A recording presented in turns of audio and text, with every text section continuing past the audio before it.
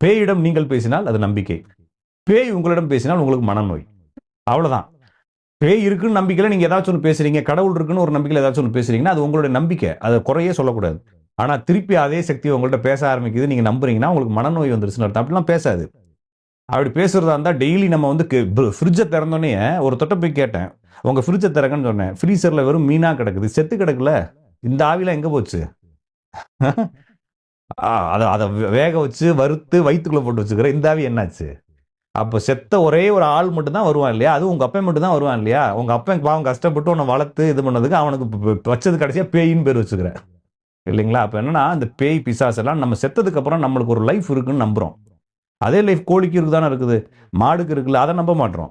அப்போ நம்மளுக்கு பின்னால ஒரு லைஃப் இருக்குன்றதுனால அந்த பாடியை வந்து நம்ம டிஸ்போஸ் பண்ணி வேற ப்ராசஸ் பண்ணி அதுக்கு ஒரு மரியாதை கொடுத்ததுக்கப்புறம் இந்த உடம்புக்கு பின்னால ஒரு ஆன்மா இயங்க ஆரம்பிக்குது.